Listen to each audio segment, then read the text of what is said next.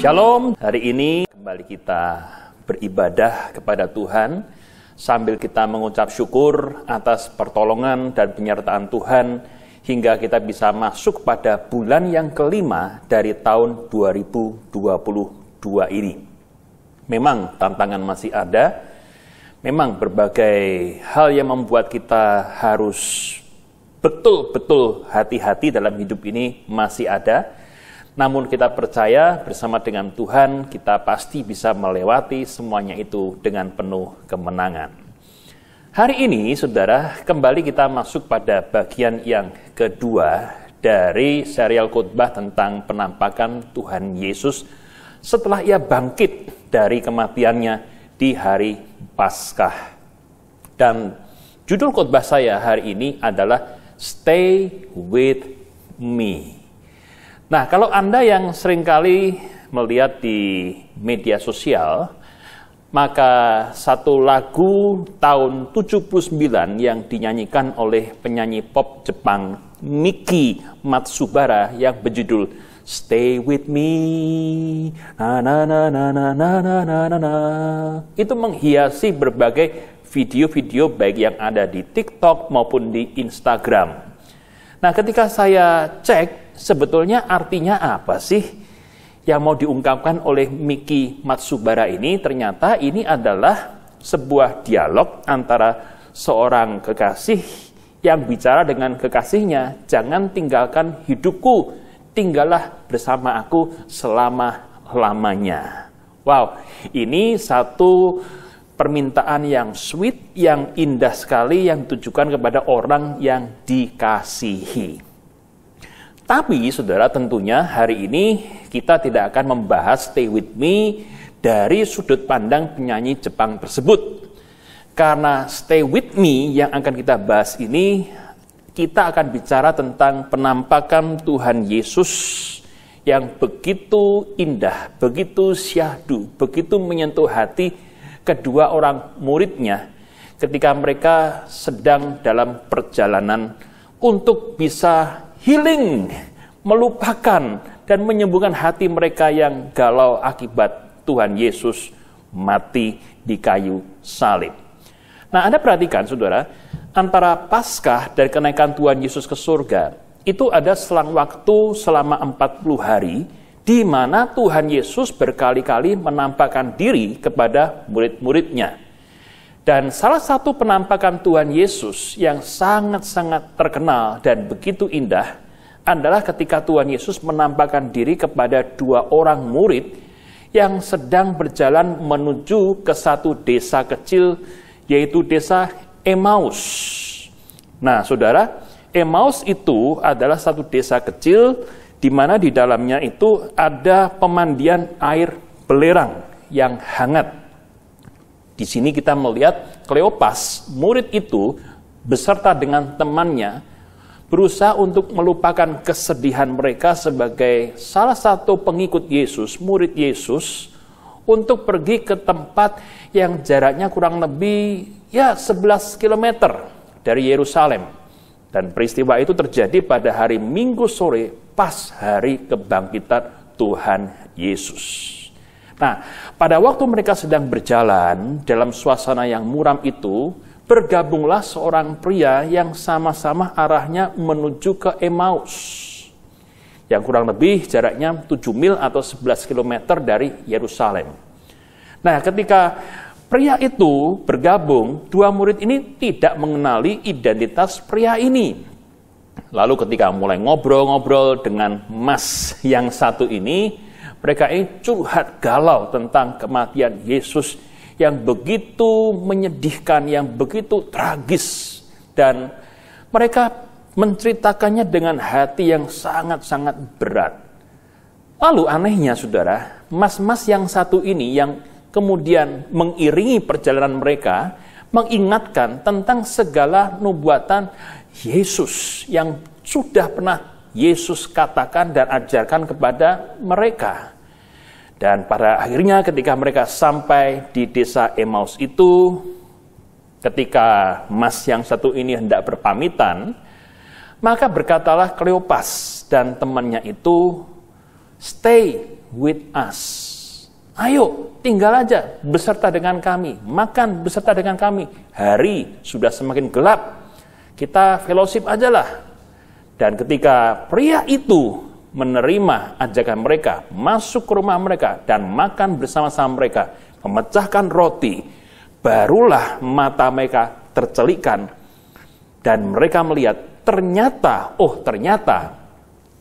mas-mas yang satu ini yang ikut jalan bersama dengan mereka adalah Tuhan Yesus yang sudah bangkit dari kematian. Waduh, saudara, ini adalah satu kisah yang luar biasa yang bisa kita terima, ya.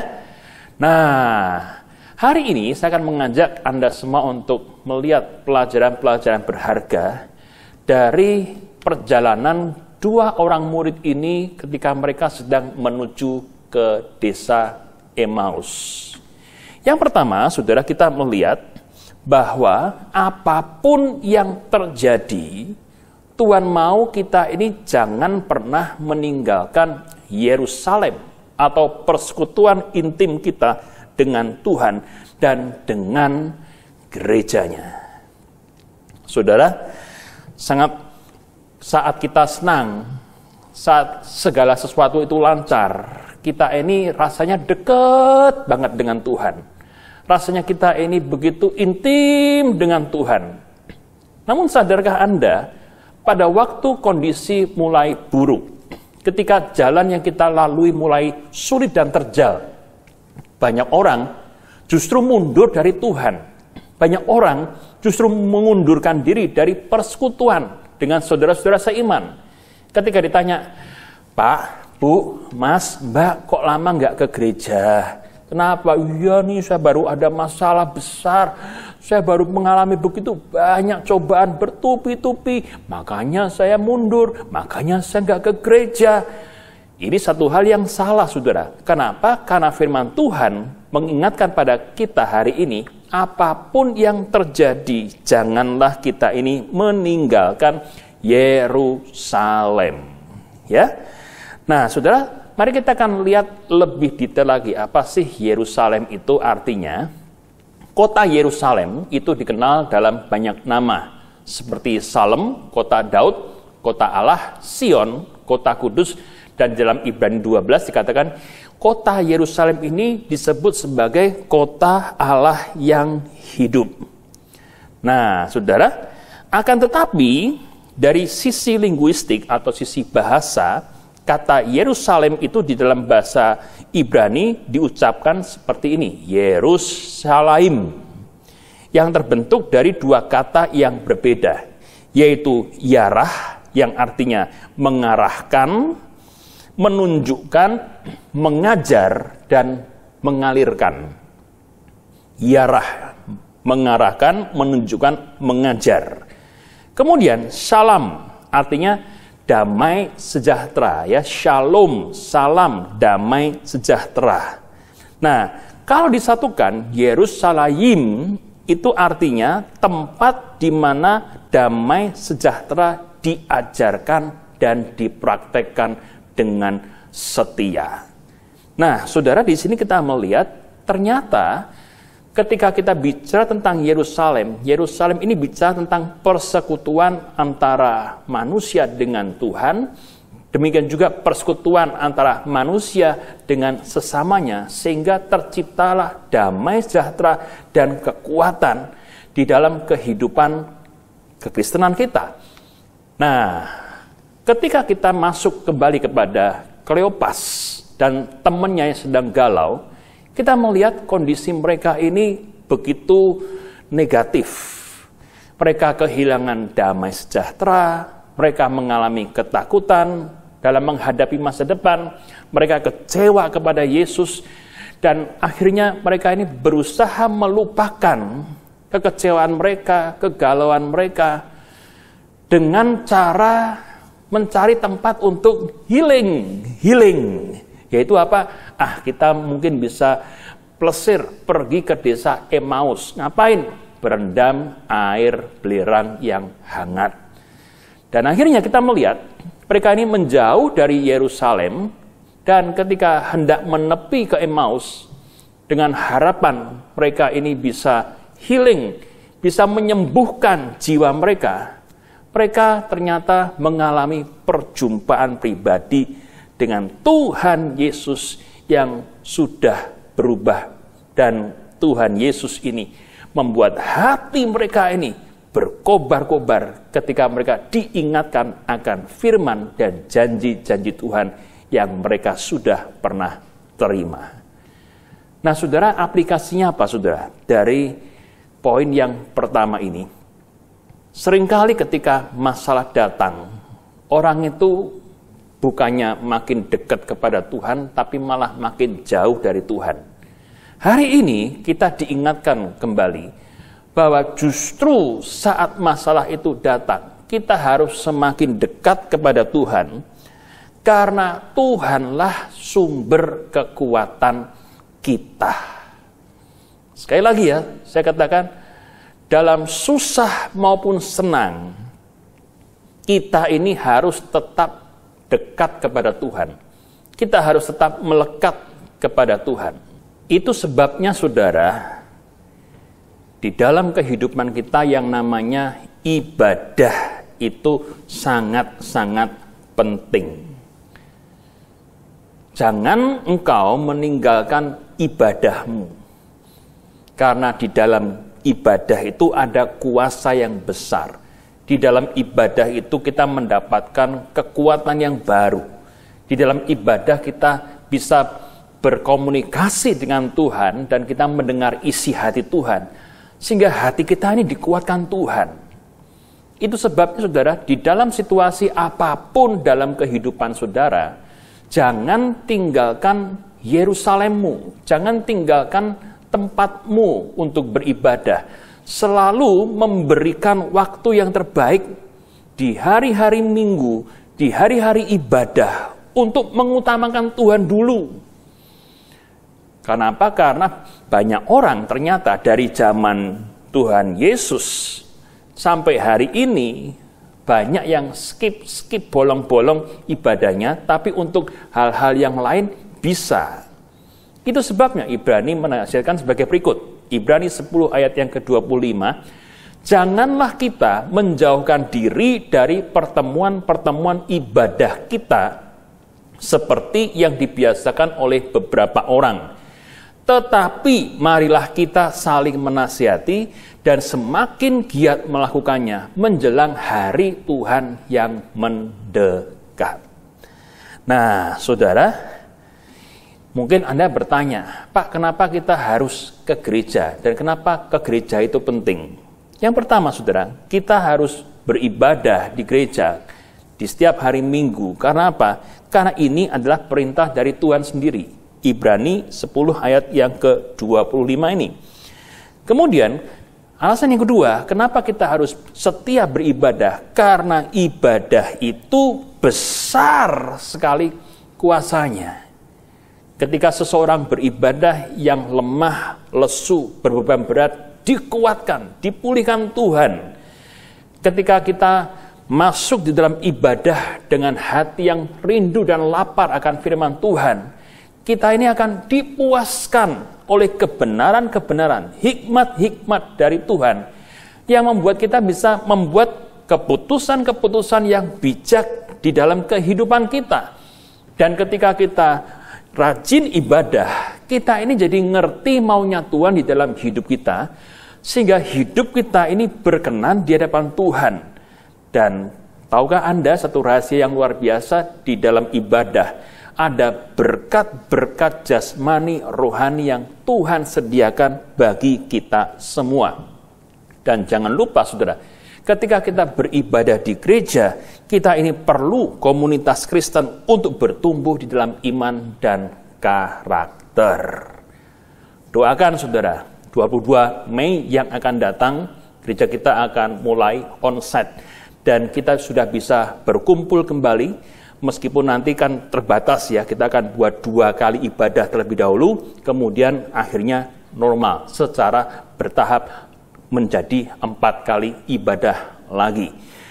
Selama kita masih dalam situasi online ini, kita masih tetap bisa beribadah dengan sungguh-sungguh. Yang penting apa? Hatimu itu bertaut kepada Tuhan dan bukan kepada situasi.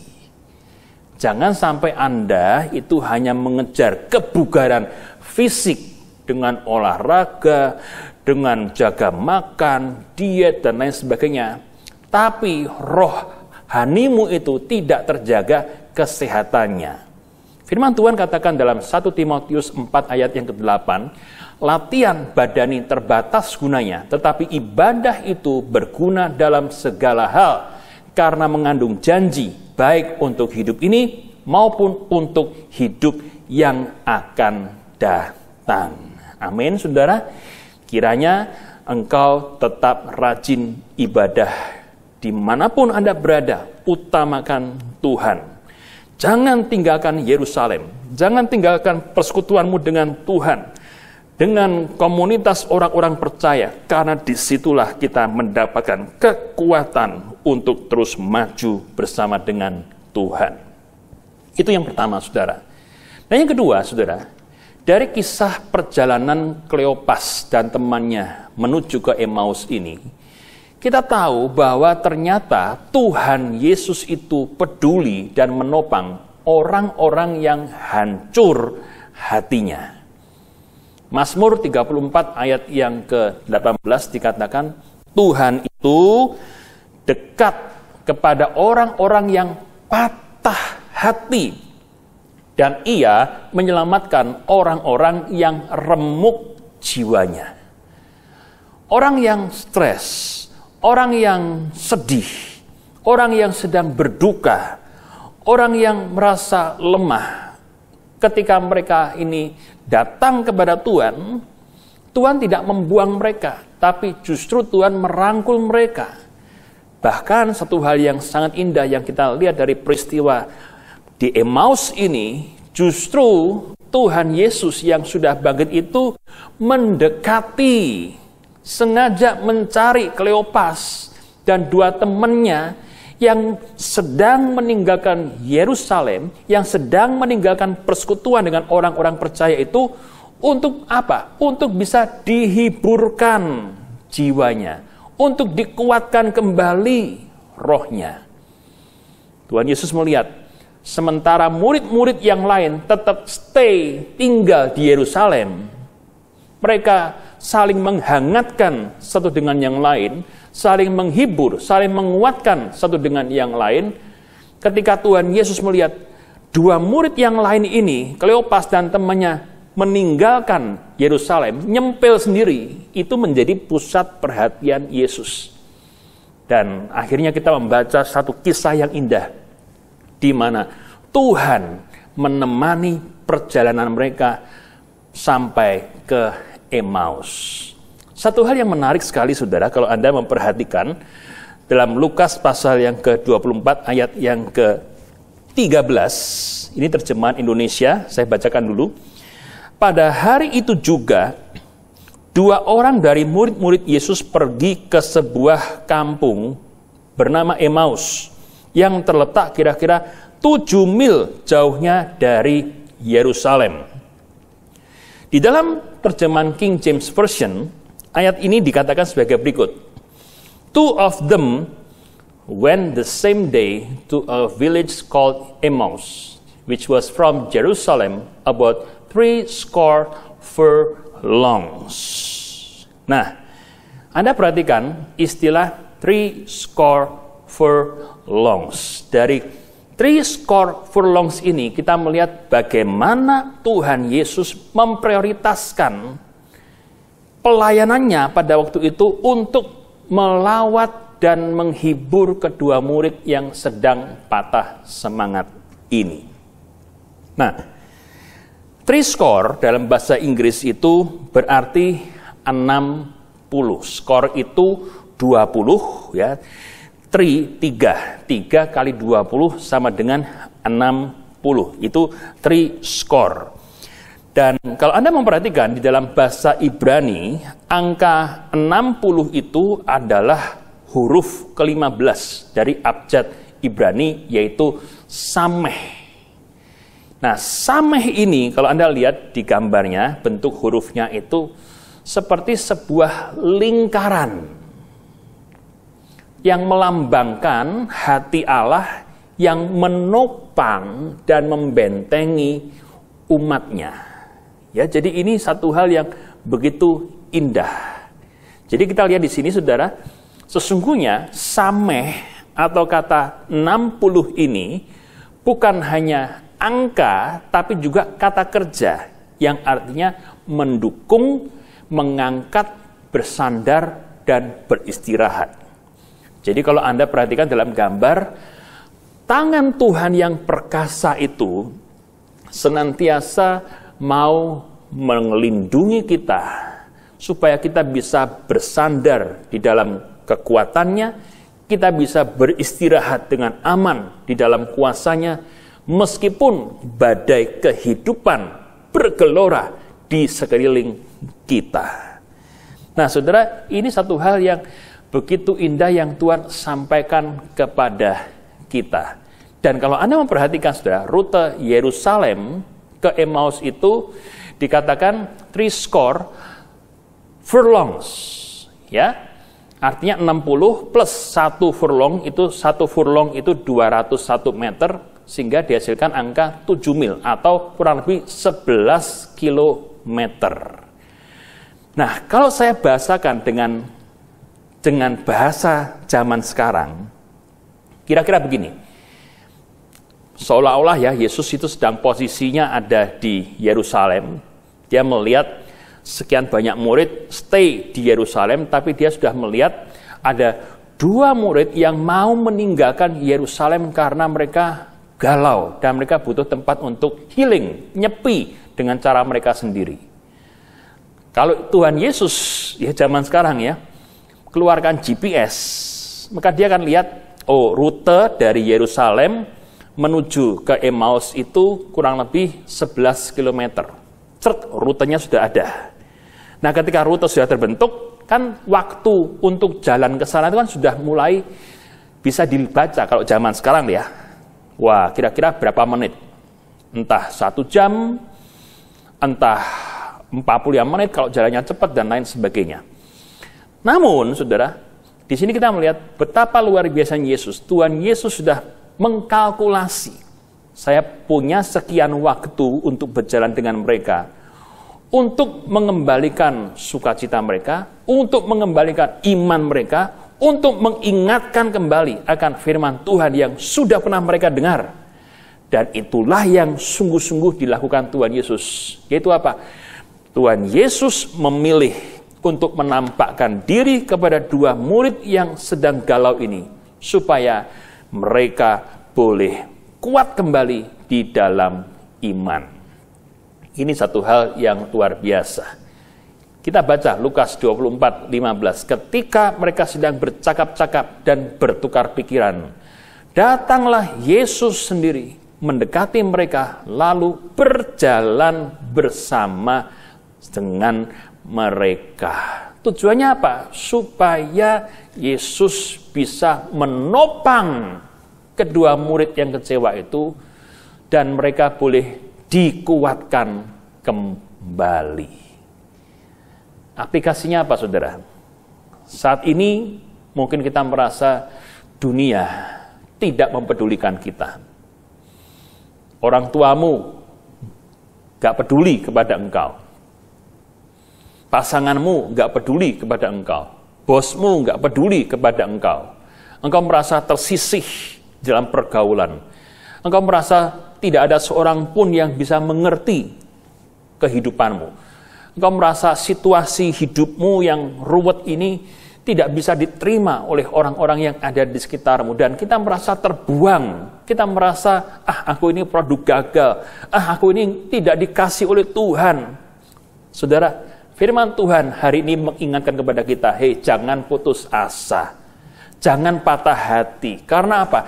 Karena ada Yesus Kristus yang selalu peduli, yang selalu mengasihi kita, yang selalu menerima kita apa adanya, dan siap sedia menopang hidup kita. Ketika orang-orang mengecewakan engkau, datanglah kepada Yesus Kristus yang tangannya selalu terbuka kepada engkau. Kalau engkau mau nangis, nangislah di hadapan Tuhan. Masuk kamar, tutup pintu, pujian, penyembahan, berserulah di hadapan Tuhan, keluarkan keluh kesahmu kepada Tuhan. Dan saudara, percayalah, Tuhan Yesus itu adalah benteng pertahanan kita yang teguh. Dia menguatkan kita, Dia menuntun kita, Dia melindungi kita, dan Dia memberikan jalan keluar tepat pada waktunya. Saya mengucap syukur karena Tuhan Yesus bangkit, kita punya masa depan. Saya bersyukur karena Yesus mengasihi kita, kita diterima apa adanya. Dan ketika kita datang kepada Yesus, Ia mengubahkan kehidupan kita menjadi ciptaan yang baru. Ingat sekali lagi saudara, Tuhan tidak pernah membuang orang-orang yang hidupnya hancur. Tuhan tidak pernah membuang orang-orang yang hatinya hancur. Tapi Tuhan senantiasa membuka tangannya, merangkul kita, memulihkan orang-orang yang hancur hatinya. Bersyukur untuk karya Tuhan, cinta Tuhan Yesus yang begitu dahsyat dalam hidup manusia. Amin. Haleluya. Nah, yang ketiga saudara, kita belajar bahwa Tuhan itu mau supaya kita sungguh-sungguh memahami firman Tuhan dengan benar. Jangan jadi orang Kristen yang hanya ngerti 1, 2, 3 ayat, 4 ayat, 5 ayat saja, tapi males untuk mempelajari ayat-ayat yang lain. Sehingga kita ini hanya jadi orang Kristen yang fanatik, tapi gak ngerti apa-apa tentang firman Tuhan. Nah, terhadap orang-orang yang seperti ini, Tuhan Yesus menegur mereka dengan cukup keras, dengan bahasa yang juga keras. Kita lihat Lukas 24 ayat yang ke-25. Ketika Tuhan Yesus mendengar percakapan antara Kleopas dengan temannya ini, maka Ia menegur mereka, dikatakan ini, "Hai kamu orang apa? Bodoh." Ya. Waduh saudara, ini kasar banget. Ketika Yesus mendengar Kleopas dan temannya ini ngobrol, mengeluh, kenapa ya guru yang kita banggakan, Yesus yang katanya Tuhan itu ketika diolok-olok diem aja, ketika dianggap salah diem aja, dan akhirnya sampai mati di kayu salib dengan penderitaan yang luar biasa. Kok nggak seperti raja yang hebat yang ada dalam pikiran kita ya? Aduh, sedih, aduh, sayang ya. Nah, Tuhan Yesus ketika mendengar omongan yang nggak mutu seperti itu, meskipun dia niatnya adalah untuk menopang mereka, membangkitkan mereka, tapi Tuhan Yesus pun menegur mereka dengan keras. Tuhan bilang, "Hei, kamu orang yang bodoh." Dibodoh-bodohin atau digoblok-goblokin itu kan rasanya nggak enak, saudara. Tapi itulah yang keluar dari mulut Yesus ketika Ia bangkit. Gemes Yesus ini kepada Kleopas dan temannya. Kenapa? Karena mereka ini tidak tahu kebenaran firman Tuhan. Itulah yang menjadikan mereka ini bodoh di hadapan Tuhan. Mereka lupa akan setiap pengajaran Tuhan Yesus. Maka akhirnya Tuhan Yesus menjelaskan kembali tentang Mesias menurut kitab Musa dan para nabi di dalam perjanjian lama. Dan Tuhan Yesus mengingatkan kepada mereka bahwa Yesus ini akan mati dan bangkit pada hari yang ketiga. Kok lupa? Kan sudah diajar bolak-balik. Kok lupa terus? Itulah sebabnya dengan gemes Yesus berkata, "Kalian orang-orang yang bodoh." Dari sini kita belajar bahwa Tuhan mau kita ini belajar firman Tuhan dengan benar, ngerti Alkitab dengan baik, supaya kita tidak bodoh dan disesatkan oleh berbagai-bagai pengajaran. Nah, Anda perhatikan saudara, kedua murid itu kecewa kepada Tuhan karena mereka ini salah konsep dan salah memahami maksud pengajaran dari Tuhan Yesus. Mereka pikir Yesus datang sebagai raja yang akan memimpin pemberontakan kepada orang-orang Romawi. Tapi ketika melihat Yesus datang dengan lemah lembut, penuh kasih, bahkan dipersalahkan pun, difitnah gak balas sampai mati di kayu salib, mereka kemudian menjadi bingung. Dan akhirnya mereka miss the mark, menyimpang dari pengertian akan kebenaran Allah. Di sini kita belajar, saudara, satu prinsip yang penting sekali. Dengar baik-baik. Right believing produce right living. Wrong believing produce wrong living. Kalau engkau percaya firman Tuhan dengan benar, pengajaran yang engkau terima itu sehat, maka hidupmu pun akan sehat. Lifestyle-mu pun akan sehat. Sebaliknya, kalau engkau hanya mengerti sepenggal-sepenggal akan firman Tuhan, out of context, kemudian engkau pun cara hidupnya akan berbeda, sesuai dengan seleramu saja. Engkau menafsirkan firman Tuhan, sehingga bukan kehendak Tuhan yang terjadi atas hidupmu, tetapi kehendakmu sendiri yang menuntun kehidupan saudara. Itu sebabnya, saudara, Tuhan mau supaya kita ini bertumbuh di dalam pengajaran firman Tuhan yang sehat dan seimbang senantiasa. Mari saya akan ajak kita semua untuk melihat hari ini perbedaan antara pengajaran firman Tuhan yang sehat dengan pengajaran firman Tuhan yang salah. Kalau Anda memperhatikan, ada orang khotbah begitu banyak dari dalam negeri maupun luar negeri. Namun mari kita akan lihat ini ciri-ciri yang membedakan mana ajaran yang sehat dan mana ajaran yang memang pakai Alkitab, yang memang pakai nama Yesus, tapi sebetulnya salah dan menyesatkan. Ingat saudara, firman Tuhan katakan, di hari-hari kedatangan Tuhan Yesus kedua kalinya ini, penyesatan itu akan terjadi besar-besaran. Jangan jadi orang Kristen bodoh, tapi jadi orang Kristen yang cerdas. Kita lihat, ciri ajaran yang sehat. Yang pertama adalah God atau Christ-centered. Yesus harus menjadi pusat di dalam kehidupan kekristenan kita, bukan yang lain-lain. Tapi ciri ajaran yang salah adalah self-centered, penyembahan kepada individunya.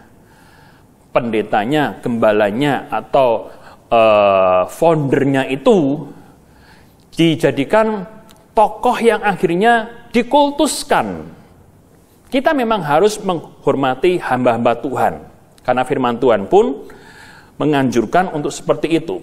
Namun, jangan sampai akhirnya ada hamba-hamba Tuhan yang mengangkat dirinya begitu tinggi, sehingga segala kemuliaan hanya bagi Dia. Dan ketika ini terjadi, nah nih, yang kedua, ini jadi arogan, jadi sombong. Jadi merasa benar sendiri, yang lain salah. Ini ciri pengajaran yang salah. Saya yang paling benar, gereja lain salah. Waduh, saudara, ini namanya kesombongan. Merasa arogan, merasa benar sendiri. Dan akhirnya apa? Mulai ngejudge, mulai mempersalahkan, menilai yang lain, ini salah, itu salah, yang paling hebat saya, yang paling benar saya. Tapi ajaran yang sehat mengajak kita untuk hidup di dalam kekudusan, tidak mengajak atau membenarkan jemaatnya untuk hidup dalam dosa. Firman Tuhan yang diajarkan itu kadang bikin kuping merah. Kenapa? Menemplak dosa, menemplak kesalahan. Dan saudara, ini yang harus menjadi bagian kita. Kadang kita perlu ditempa oleh firman Tuhan. Supaya apa? Supaya kita sadar. Supaya kita dijauhkan dari jalan menuju kebinasaan. Tapi orang zaman sekarang senangnya mendengar yang enak-enak saja. Bagaimana kita enjoy dengan diri kita sendiri. Bagaimana kita bisa lebih nyaman dalam hidup sambil menyembah Tuhan. Tapi nggak mau disuruh bertobat dari dosanya. Saudara, ciri ajaran yang sehat, tegas kepada dosa. Yang ketiga, ciri ajaran yang sehat adalah bukan selalu yang enak yang diajarkan, tapi yang harus dilakukan demi pertumbuhan rohani yang baik, itulah yang dikhotbahkan. Kemudian, ciri ajaran yang sehat memimpin pada cara hidup yang benar. Berikutnya, konsisten antara perjanjian lama dan perjanjian baru. Tidak ada pertentangan di antaranya. Lalu mempersatukan dan memberdayakan jemaat. Tapi ciri ajaran yang salah, nih loh saudara, memecah belah orang percaya. Ya, banyak gereja pecah karena ini saudara. Saya paling hebat, saya paling benar, yang lain salah. Kemudian menolak berita Injil yang murni. Injil kalau mau selamat harus dikasih plus. Ini yang disebut dengan api yang asing. Ada ritual-ritual tambahan supaya kita bisa selamat. Harus pakai baju putih, ya harus pakai jubah doa dan lain sebagainya. Harus bikin ini, bikin itu. Saudara, hati-hati dengan segala model pengajaran semacam ini. Dan akhirnya apa? Ciri pengajaran yang salah, orang-orang itu jadi dimanfaatkan dan diperdayakan. Hati-hati dengan ciri-ciri pengajaran yang salah ini, saudara, supaya kita tidak terjebak di dalamnya. Jangan jadi orang Kristen yang bodoh, tapi jadi orang Kristen yang pinter. Kenapa? Karena kita ngerti dan suka belajar firman Tuhan. Amin? Nah, ini penting. Dan yang terakhir, saudara, yang keempat, kita ini harus mengundang Yesus masuk ke dalam hidup kita. Ketika hari sudah gelap, ketika mereka sampai di Emmaus, Yesus itu hendak meninggalkan mereka untuk meneruskan perjalanan. Udah ya, kita berpisah di sini ya. Goodbye. Dadah. Tapi si Kleopas dan temannya berkata, abide with us. Stay with us. Tinggal sertaku. My friend. Oh gitu ya? Dan ketika Yesus masuk ke rumah mereka, dijamu makan oleh mereka, Tuhan Yesus memecahkan roti, sebagaimana Anda bisa baca dalam Lukas 24 ayat 28 sampai 29. Terceliklah mata Kleopas dan temannya itu. Baca Lukas 24 30 sampai 31. Waktu ia duduk makan dengan mereka, ia mengambil roti, mengucap berkat, lalu memecah-mecahkannya dan memberikannya kepada mereka. Ketika itu terbukalah mata mereka dan mereka pun mengenal dia, tetapi ia lenyap dari tengah-tengah mereka. Jadi pada waktu Tuhan Yesus memecah-mecahkan roti itu dan diberikan kepada Kleopas serta temannya, baru terbukalah mata dua murid ini. Waduh, ternyata mas-mas yang bersama dengan kita dari Yerusalem sampai ke Emmaus ini adalah Yesus Kristus yang sudah bangkit. Kayak ada selubung yang terbuka ketika mereka mengundang Yesus masuk ke dalam rumah itu. Catatan di sini, saudara, penting sekali. Sebelum diundang untuk stay with us, tinggal serta kami, hadirat Yesus tidak terasa. Mereka tidak kenal siapa pria yang berjalan bersama dengan mereka itu. Tapi ketika mereka mengundang Yesus untuk masuk ke rumahnya, makan bersekutu bersama-sama, barulah hadirat Tuhan Yesus itu dirasakan nyata di dalam kehidupan mereka. Sehingga mereka pun mengalami perjumpaan yang luar biasa dengan Yesus yang sudah bangkit. Mereka kemudian mengingat kembali, oh iya ya kalau gitu ketika kita diingatkan kembali akan semua firman-firman yang kita sudah lupa karena kedukaan kita, hati mereka ini berkobar-kobar dengan sukacita, dengan semangat yang baru untuk kembali mengikut Tuhan dan melayani Tuhan. Saudara, kisah Emmaus yang sangat indah ini diabadikan dalam satu himne yang bagus sekali, yaitu Abide with me, Lord Jesus. Tinggal sertaku, Tuhan. Saudara, lagu ini ditulis liriknya oleh Henry Francis Lyte tahun 1847 dan diberi nada oleh William Henry Monk tahun 1861.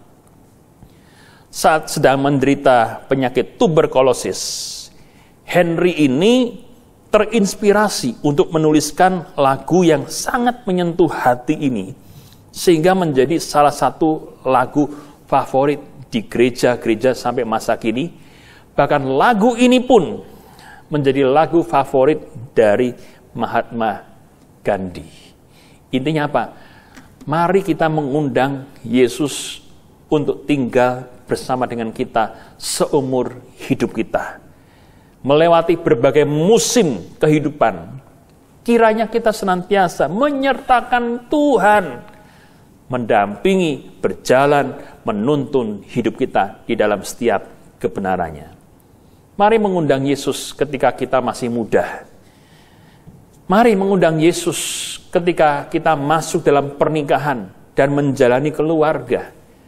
Mari kita mengundang Yesus ketika kita sukses, diberkati, berkelimpahan. Mari kita mengundang Yesus ketika kita menghadapi badai dan topan kehidupan. Dan marilah kita tetap bersama Yesus ketika hari-hari kita mulai gelap, matahari hampir terbenam, ketika usia kita semakin lanjut. Mari kita terus tinggal bersama dengan pokok anggur yang benar itu, Yesus Kristus, sampai kita masuk ke dalam surga yang kekal. Taruh tangan di dada dan kita hampiri Tuhan. Terima kasih Tuhan Yesus buat kasih setiamu yang begitu indah dalam kehidupan kami. Kami minta ampun dosa Tuhan, kalau selama ini Tuhan kami justru yang seringkali enggak setia kepada Engkau. Kami seringkali mengikut Engkau dengan begitu banyak syarat dan begitu banyak motivasi-motivasi yang tidak benar. Tapi firman Tuhan hari ini mengajarkan supaya kami tidak menjadi orang Kristen yang bodoh, yang disesatkan. Namun kami mau Tuhan menjadi orang Kristen yang sungguh-sungguh mengerti akan isi hati Tuhan. Menjadi orang Kristen yang menyerahkan segenap kehidupan kami untuk dipimpin dan disertai oleh Tuhan. Dan kami rindu Tuhan, supaya didikan-Mu itu secara sempurna boleh dinyatakan di dalam kehidupan setiap diri kami. Kami serahkan Tuhan masa depan kami ke dalam tangan Tuhan. Kami tidak tahu apa yang terjadi ke depan, namun kami percaya, kami yakin bahwa Tuhan senantiasa menyertai kami sekarang sampai selama-lamanya. Bersama dengan Tuhan ada kemenangan, bersama dengan Tuhan ada mujizat, bersama dengan Tuhan ada kekuatan yang baru, dan bersama dengan Tuhan kami muncul sebagai orang-orang yang lebih dari pemenang. Karena itu Tuhan, menghadapi hari-hari yang akan datang, kami tidak takut, namun kepala kami boleh tegak, karena kami tahu Engkau yang ada di pihak kami, dan Engkaulah pembela kami ya Tuhan. Kami serahkan Tuhan, saudara kami yang sedang sakit, Tuhan yang menolong, Tuhan yang memulihkan, dan Tuhan yang memberikan kesembuhan di dalam nama Yesus Kristus. Kuasa dari tempat yang maha tinggi kiranya boleh menyertai dan menjamah Anda semua yang sedang terbaring sakit, dan Tuhan memberikan pemulihan sempurna dalam hidupmu. Yang lemah Tuhan kuatkan. Tuhan juga memberkati setiap usaha, pekerjaan, bisnis kami di dalam nama Yesus Kristus. Kiranya segala sesuatu pekerjaan kami yang kami persembahkan untuk Engkau, Tuhan yang membuatnya berhasil, supaya ketika hidup kami diberkati Tuhan, kami juga boleh semakin menjadi berkat. Yang sekolah Tuhan, yang kuliah juga Tuhan yang tolong, Tuhan yang memberkati di dalam nama Yesus Kristus. Kiranya hikmat Daniel boleh dicurahkan kepada saudara-saudara kami yang studi, dan mereka pun boleh diberkati Tuhan dengan indah. Akhirnya, saudaraku yang dikasihi Tuhan, terimalah segala berkat, kasih anugerah, dan persekutuan yang indah daripada Allah Bapa, Putra, dan Roh Kudus menyertai kita sekalian hari ini sampai selama-lamanya. Katakan amin. Amin. Tuhan Yesus memberkati kita semua. Haleluya.